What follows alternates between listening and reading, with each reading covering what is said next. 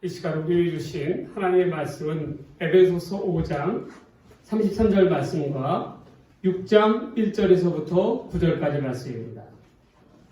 신약성경 316쪽입니다. 신약성경 316쪽입니다. 제가 하나님의 말씀을 받도록 봉독하도록 하겠습니다. 이는 하나님께서 우리에게 주신 말씀입니다. 그러나 너희도 각각 자기의 아내 사랑하기를 자신같이 하고 아내도 자기 남편을 존경하라. 자녀들아 주 안에서 너희 부모에게 순종하라. 이것이 옳으니라. 내 아버지와 어머니를 공경하라. 이것은 약속 있는 첫 계명이니 이로써 내가 잘되고 땅에서 장수하리라. 또 아비들아 너희 자녀를 노엽게 하지 말고 오직 주의 교훈과 훈계로 알게 양육하라. 종들아 두려워하고 떨며 성실한 마음으로 육체의 상전에게 순종하기를 그리스도께 하듯 하라.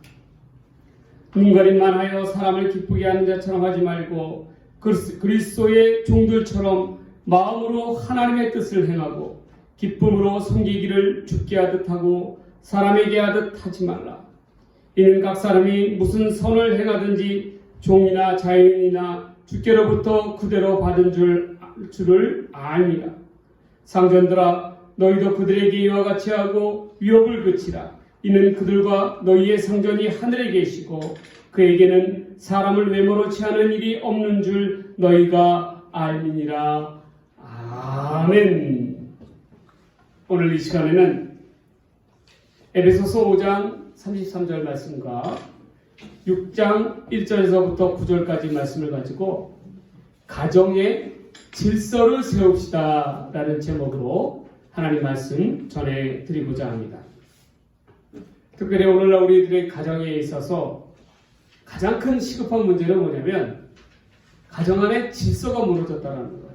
그러한 까닭에 이 가정이 어려워지니까 우리 사회의 모든 전반에 어려움이 닥칠 수밖에 없습니다. 그래서 우리가 가정을 갖다가 질서 있게 세우는데 어떻게 하면 우리가 가정을 올바로 세울 수 있을까? 첫 번째로 부자관계를 바르게 세워야 합니다. 특별히 오늘은 어버이 주일로서 부모님을 기억하는 날입니다. 출애굽기 20장에 보면 하나님께서 우리에게 주신 10계명이 있습니다. 그 중에서 5계명이 바로 부모에 관한 계명입니다. 내 부모를 공경하라. 그리하면 내 하나님 여호와께서 내게 준 땅에서 내 생명이 길리라 라고 말씀하십니다. 하나님께서 우리에게 내 부모를 공경하라 라고 명하신 까닭이 어디에 있겠습니까? 본문에서 공경하다라는 히브리 동사는 카베드라는 동사입니다. 카베드. 이 동사의 유래는 어디서 나왔냐면 무겁다라는 말에서 나왔어요. 즉 부모를 공경한다라는 것은 부모를 무겁게 여긴다라는 것입니다. 부모를 무겁게 여긴다라는 말의 뜻은 의미는 무엇입니까? 부모를 가벼이 보지 말고 중히 여겨서 보라는 거예요. 존경하고 절대적인 존귀를 나타내라는 것입니다. 이 히브리 동사 카베드라는 동사는 그 형태가 능동형, 명령형 동사입니다. 이 말은 뭐냐면 부모를 공경하는 것은 우리가 해도 되고 안 해도 되는 선택사항이 아니라는 거예요. 무조건적으로는 명령입니다. 하나님의 명령이에요. 반드시 하라는 것입니다. 내 부모를 공경하라는 것이에요. 여러분, 가정에서 있어서 부모의 역할은 무엇입니까? 단순히 자녀들을 이 땅에 태어나게 한 생물학적인 매체, 아니면 이 땅에서 자녀들을 양육하고 지원하는 물질적인 그러한 후원자에 그치지 않습니다. 세상에서야 그렇게 바라볼 수 있겠지만 우리 믿음의 가정에 있어서 부모들이란 그렇지 않다는 거예요. 부모는요, 이 땅에서 하나님을 대신해서 권위를 부여받은 존재입니다. 하나님께서는 어떻게 허락하셨냐면 이 땅에서 부모를 하나님을 대신하는 존재라고 여겼어요.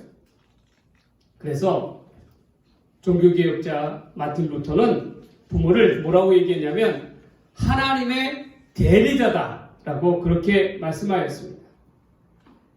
믿는 이들은 하나님을 섬기듯이 각자 부모를 갖다가 정성껏 모시라는 것이 바로 하나님의 명령이에요.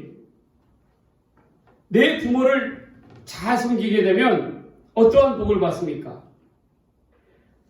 내게 준 땅에서 내 생명이 길리라 라고 말씀하고 있어요. 여러분, 생명이 긴다라는 말은 어떠한 표현이냐면 길게 하여 주다, 연장시켜 주다라는 그러한 뜻입니다. 여러분 한번 생각해 보세요. 생명이라는 것이, 사람의 연수라는 것이 자기가 원한다고 그게 늘어납니까? 아무리 노력하고 애쓴다고 해서 늘어나는 거예요? 생명은 스스로의 노력에 의해서 길어지는 것이 절대로 아닙니다. 어떻게 해야 되면 길어지는 것입니까? 이 땅의 생명의 주인이신 하나님께서 생명을 늘려주셔야, 연수를 늘려주셔야 그게 늘어나는 거예요. 하나님께서는 부모를 잘 공경할 때에 장수의 복을 주신다라고 허락하여 주셨습니다.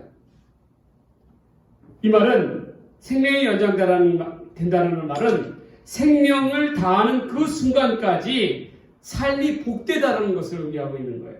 여러분 한번 생각해 보세요.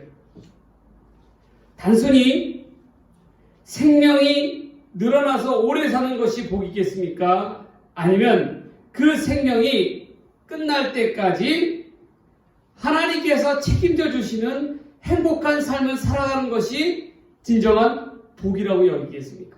어떤 게 복이겠어요? 당연히 전자가 아닌 후자이겠죠. 오늘 본문에 보면 6장 1절에서 4절에 이와 같이 말씀합니다. 너희 자녀들아, 주 안에서 너희 부모에게 순종하라. 이것이 옳으니라. 내 아버지와 어머니를 공경하라. 이는 뭐라고 얘기했으면 약속 있는 첫 계명이라고 이야기했어요. 이로써 너희들이 부모를 공경함으로써 잘되고 땅에서 장수하리라 라고 이야기합니다. 또한 아비들아, 너희 자녀를 노엽게 하지 말고 오직 주의 교훈과 훈계로서 양육하라 라고 이야기해요. 본문의 저자인 사도 바울은 특별히 믿는 이들에게 당부합니다. 자녀들에게 있어서 순종을 가르치라는 거예요. 왜 그렇습니까? 순종이라는 것은요, 대를 이어가는 습성이 있어요. 그래서 순종이, 내가 부모께 순종할 때에 어떻게 돼요? 내 자녀가 나한테 순종하는 거예요. 그렇지 않으면 절대로 그렇지 않습니다. 순종이라는 것은 삶 속에 본이 되지 않으면 절대로 따라오지 않아요. 그게 바로 순종의 순환 관계입니다. 마찬가지예요. 순종이 순종을 낳고 믿음이 믿음을 낳고 기도 또한 기도를 낳게 되는 것이에요. 부모가 먼저 내 부모 앞에 순종할 때에, 믿음으로 나아갈 때에, 기도로 나아갈 때에 그 믿음의 유산들이 자녀들에게 넘어가게 되어 있는 거예요. 여러분 한번 생각해 보세요. 내가 믿음 안에서 바로 서지 않으면 내 자녀가 믿음 안에서 바로 서기를 원한다는 것은 욕심이에요. 가장 중요한 것은 뭡니까? 먼저 내가 바르게 서야 한다는 것입니다. 그래야 내 자녀들이 나의 모습을 보고 어떻게 돼요? 그대로 닮게 되어 있는 거예요. 그런데 요즘 들어서 우리 믿는 이들 가정 가운데 안타까운 것은 뭐냐면 부모가 바로 서지 못하니까 어떻게 돼요? 자녀들 또한 바로 서지를 못해요. 그것이 가장 안타까운 모습입니다. 그리고 믿음이라는 것은 하루아침에 바뀌는 것이 아니에요. 믿음은 어려서부터 서서히 스며들어가고 배워가는 것이 믿음의 자세입니다. 유대인들 보세요. 얼마나 어려서부터 철저하게 신앙훈련을 시키는지 아십니까? 그러한 까닭에 성인이 돼서도 그 믿음의 유산을 따라 그대로 믿고 따라 나아가는 거예요. 그런데 오늘날 우리들 보세요. 우리들 모습. 믿는 이들하고 해도 어떻게 하고 있어요? 주일날 어떻게 하고 있어요? 학원에 보내고 있어요. 과연 그게 올바른 믿음 안에서 자녀를 양육하는 모습입니까? 세상과 믿음 안의 갈등 가운데서 뭘 선택하고 있어요? 세상의 방식을 선택하고 있어요. 그리고 나서 어떻게 돼요? 내 아이가 바르게 자라기를 원해요. 믿음의 그거는 욕심이에요. 신앙은 결단입니다. 결단치 않으면은 절대로 어떻게 해요?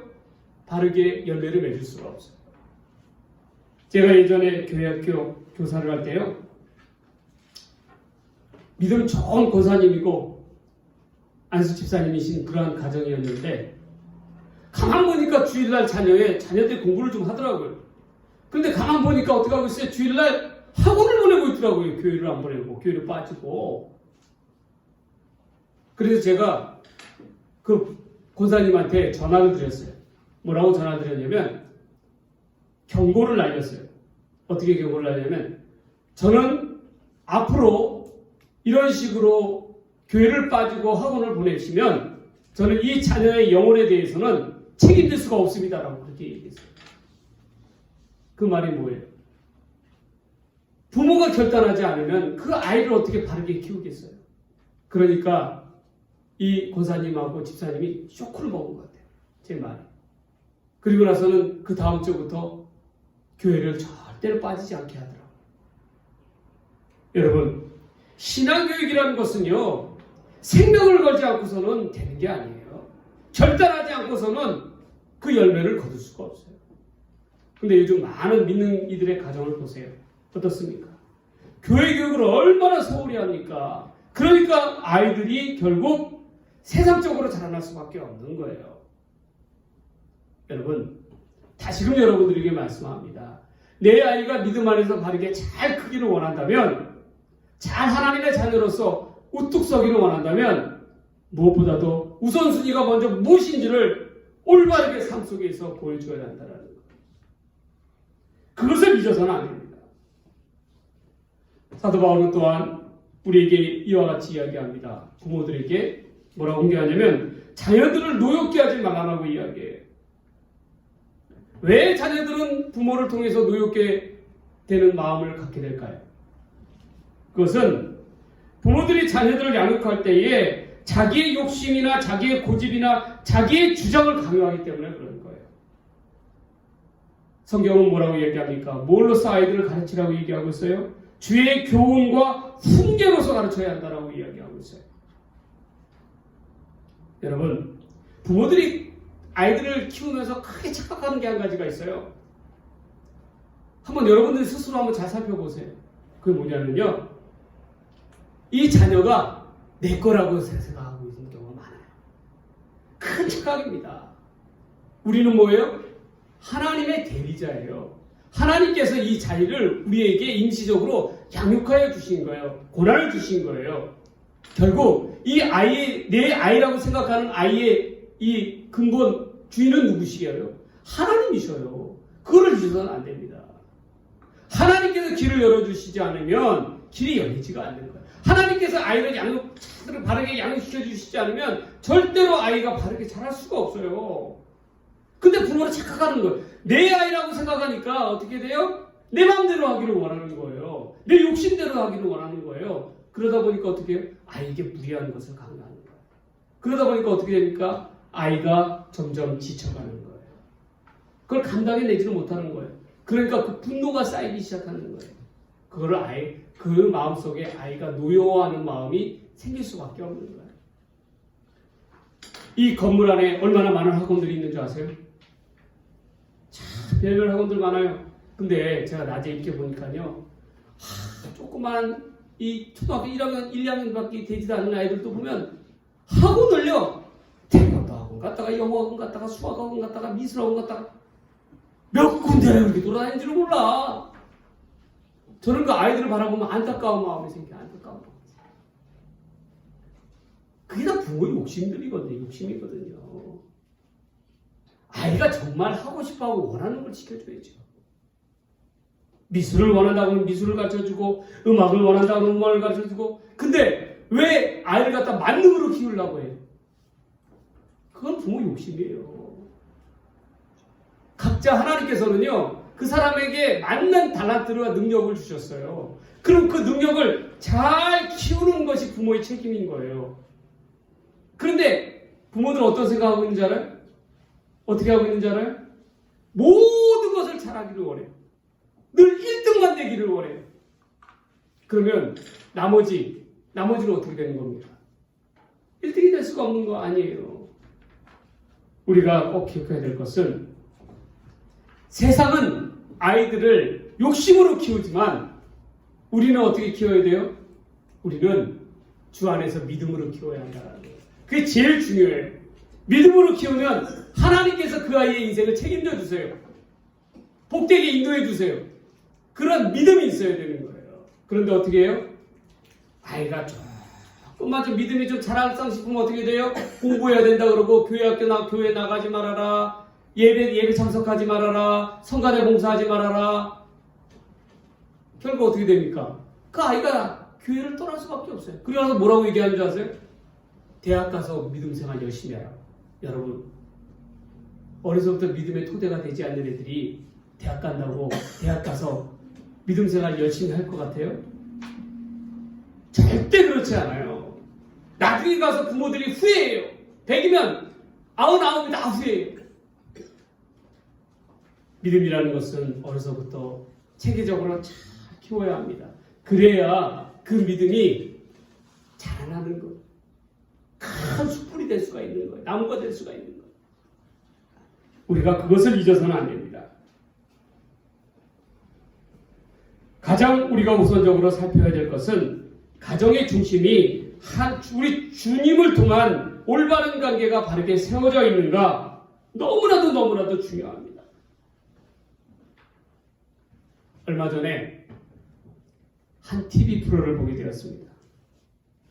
거기에는 어떠한 사연인지 모르겠지만 한 메인 아버지가 어린 아들을 키우는 그러한 것이 소개됐어요. 근데 그게 16년 전에 그러한 TV 프로로 방영이 됐습니다. 그 앞을 못 보는 메인 아버지가 3살짜리 아들을, 자기 친아들을 키우는 거예요. 어찌된 영문인지 어머니는 보이지가 않아요. 아버지가요, 날마다 포대기에다가 그 아들을 갖다가 안고요, 그렇게 다니는 거예요. 그런데 그 모습을 본 이웃 주민들이 이렇게 얘기합니다. 아이고, 아버지, 아들이 참 이뻐요. 그 아버지 뭐라고 하신지 아세요? 뭐라고 얘기하냐면, 나는 앞을 못 보는 사람이라 내 아들이 이쁜지 못생겼는지도 몰라요. 그렇게 얘기하더라고요. 여러분, 이 아들을 키우는 일이 얼마나 고되고 힘들었겠습니까? 일반 정상인도 그렇게 키우기가 어려운데 앞을 못 보는 사람이 그 아들을 목욕시키고, 정말 TV 화면을 보니까 분유통에다 분유를 제대로 담지 못해갖고 분유의 절반 이상이 다 분유병 바깥으로 떨어져 있더라고요. 그럼에도 불구하고 이 아이를 갖다가 정성고 키웠어요. 여러분, 그 모습이 상상이나 가세요? 그리고 16년이 지나서 그 아이가 어느덧 19살 청년이, 건장한 청년이 됐어요. 방송국에서 그 부자를 다시 한번 찾았습니다. 그런데 안타까운 소식이 있었어요. 이 아들도 아버지처럼 선천성 백내장을 앓아서 왼쪽 눈을 신경을 했더라. 그리고 수술해서 다행히 오른쪽 눈만 0.2의 시력을 가지고 살아가고 있는 거예요. 여러분, 그 모습을 바라다 본 아버지의 마음이 얼마나 아팠겠어요. 자기 자신의 삶도 그러했는데 그것을 아들까지 대물림하려고 하니까 얼마나 마음이 아팠겠어요. 그래도요, 이 아들이 얼마나 반듯하게 컸는지요, 자라나뒀는지 건전한 청년이 되었더라고요. 그리고요, 이제는 이 아들이 아버지의 눈이 되어줘서 살아가고 있더라고요. 온통 방 안에는 아들이 상장과 장학증서로 가득 차 있더라고요. 방송국의 PD가요, 이 아들에게 자기가 그 16년 전 어렸을 때 그 영상을 보여줬어요. 이 아들이 처음 그 영상을 본 거예요. 그러니까 이 아들이요, 가만히 이를 보더니 눈물을 흘리는 거예요. 그러면서 아버지 옆에 있는 손을 꽉 잡아주는 것이었습니다. 그리고 감사를 표현하는 거예요. 아빠 때문에 나는 참으로 행복했다라고 그렇게 이야기하는 거예요. 이를 아버지는 말없이 아들의 손을 꼭 잡아주고 있었습니다. 그리고 마지막 영상에는 이 아들이 동해 바닷가로 아버지를 데리고 가서 바닷가를 갖다가 설명을 해주는 거예요. 소리만 들리니까 앞이 어떤 색깔이다, 푸른색이다, 하늘색이다, 하얀색이다라고 이렇게 표현해주면서 아버지 자세하게 설명을 해주더라고요. 여러분 한번 생각해 보세요.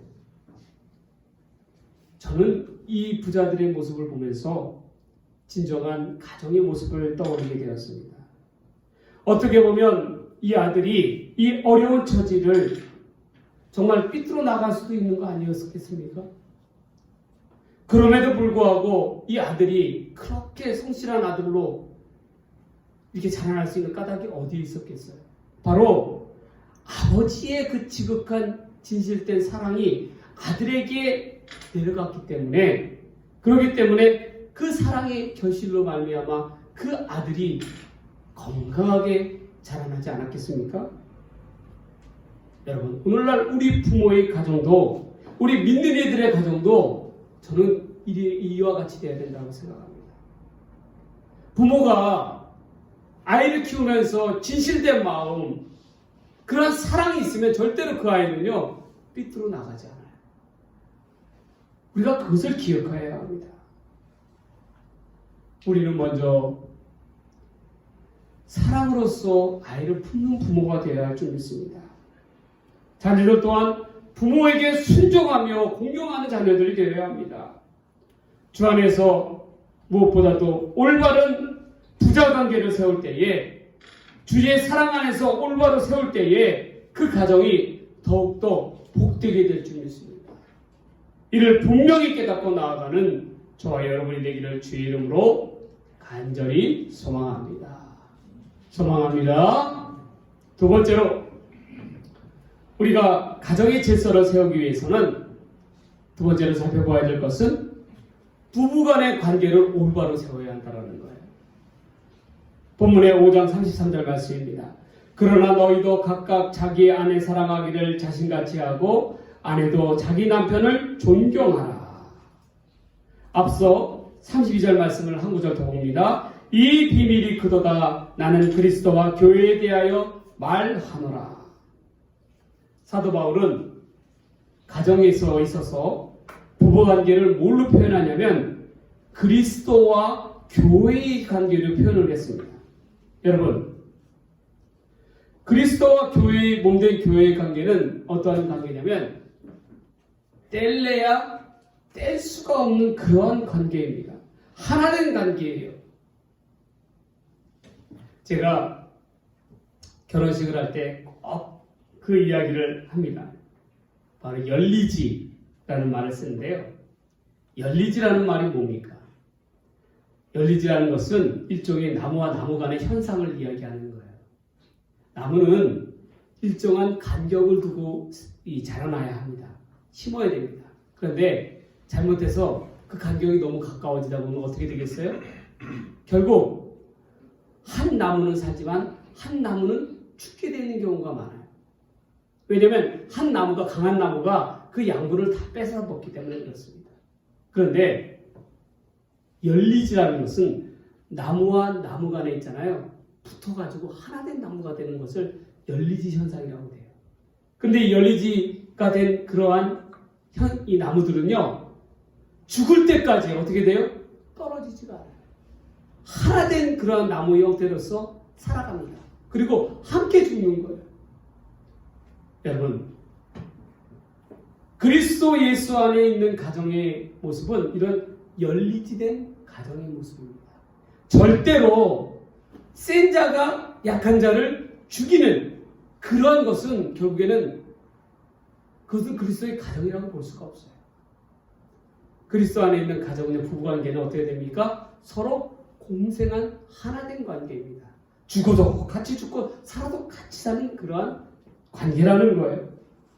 이것을 뗄래야 뗄 수도 없는 이러한 관계를 바로 그리스도와 교회의 관계로 보고 있습니다.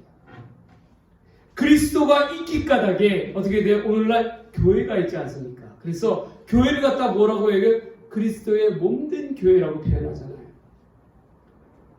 마찬가지로 가정에 있어서요, 남편은 아내의 머리가 되라고 이야기합니다. 머리가 된다는 것을 어떤 분들은 여성 신학자들은 굉장히 싫어해요. 그런 말을. 왜 그랬습니까? 꼭 남자가 여자를 갖다가 쳐서 복종시킨다라는 그러한 주종의 관계로 해석하기 때문에 그래요. 그런데 사도 바울은 이렇게 이야기합니다. 주종의 관계로 표현하는 것이 아니에요. 이후에 사도 바울은 뭐라고 얘기하냐면 남편은 아내를 어떻게 사랑하냐고 표현하고 있냐면 그리스도께서 교회를 위하여 자기의 몸을 내어주듯이 사랑하라는 거예요. 여러분, 자기의 몸을 내어주듯이 사랑한다는 말은 무엇입니까? 자기의 생명을 다해 아내를 사랑하라는 그러한 말이에요. 그러니 생명을 다해서 사랑하는 그런 관계가 주종의 관계라고 해석할 수가 있습니까? 절대로 그렇지가 않다는 것이죠. 부부는 이 세상 가운데 또 다른 자신을 내다보는 것입니다. 남편과 아내가 따로따로 행동하는 것이 아니라 하나된 공동체로서의 역할을 강조하고 있는 거예요. 여러분, 우리가 사랑을 하되 자신을 내어주는 사랑이 얼마나 큰 사랑입니까? 그렇게 사랑할 수 있어요? 자기를 온전히 아내를 위해서 내어주는 그러한 사랑을 할 수가 있어요? 그런데 성경은 이와 같이 이야기하는 거예요. 아내 사랑하기를 그렇게 사랑해야 된다는 거예요. 자신을 내어주는 사랑은 내 것, 네 것이 있는 그러한 사랑이 아닙니다. 자기를 아끼듯 사랑하듯 존중하고 보호해야 한다는 거예요. 이것이 성경이 가르쳐준 부부간의 관계입니다. 이를 깨트려서는 안 돼요. 그런데 요즘 부부간의 관계를 보면요, 특히 나이 드신 분들은 이러한 예가 많이 있습니다. 부부간에 서로 모여서 이 친구들 간에 이렇게 모이거나 친지들 간에 모이게 되면 남편 흉을 보는 분들이 있어요. 자기 남편은 이렇다, 자기 아내는 이렇다 저렇다 하면서 이야기를 많이 합니다. 그것도 이야기를 할 때 얼마나 신나게 이야기하는지도 몰라요. 웃으면서. 그런데 결국 나중에 깨닫게 됩니다. 이러한 행동들이 얼마나 어리석은 행동들이었는지를, 실수였는지를 깨닫게 되는 거예요. 왜 그렇습니까? 결국 자기 입을 통해서 이야기하는 것이 어떻게 돼요?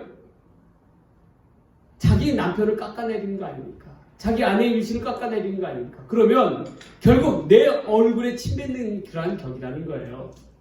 안 그러면 그 사람이 어떻게 내 남편에 대해서 그 속사정을 알겠어요? 그 아내의 속사정을 알겠어요? 그리고 나서 어떻게 하면 그 남편을 볼 때마다 그 이야기가 떠오르지 않겠습니까? 여러분, 남편 따로 아내 따로가 없어요.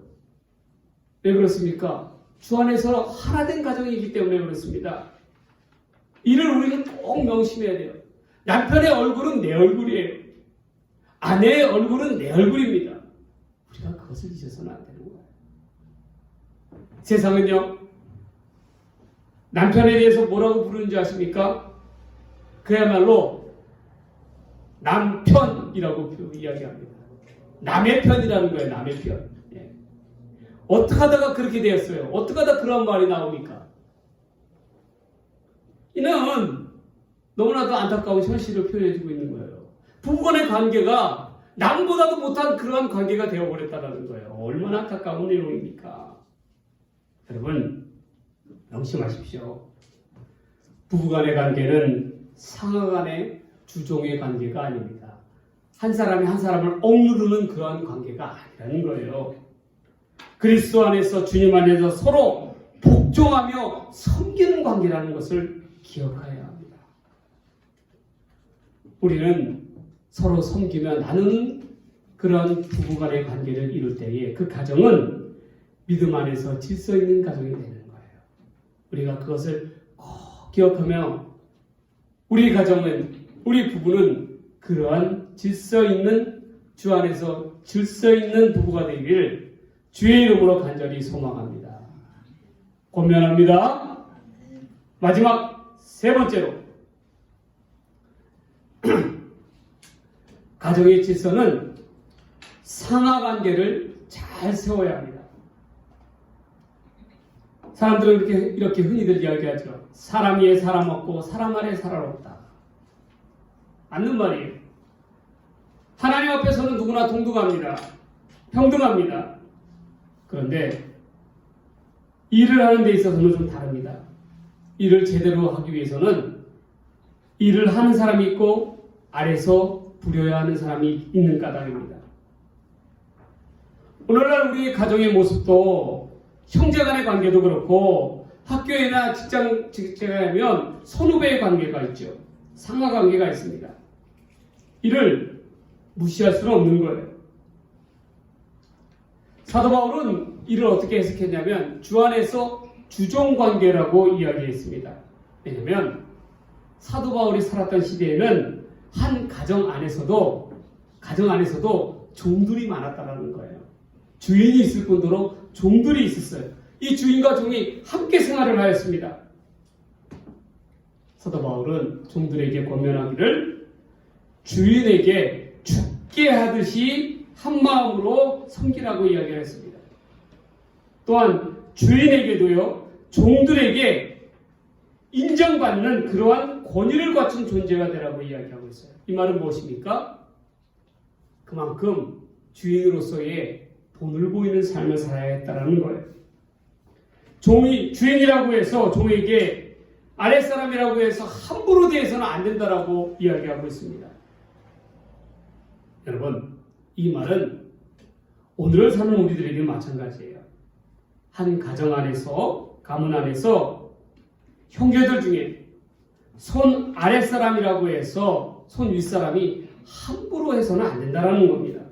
또한 아랫사람은 손 윗사람을 존중해야 한다는 것입니다. 그래야 집안에 가정의 질서가 생기는 거예요. 주 안에서는 절대적인 권위는 없습니다. 그러나 서로 섬기며 나누는 공동체라는 것을 잊어서는 안 된다는 거예요.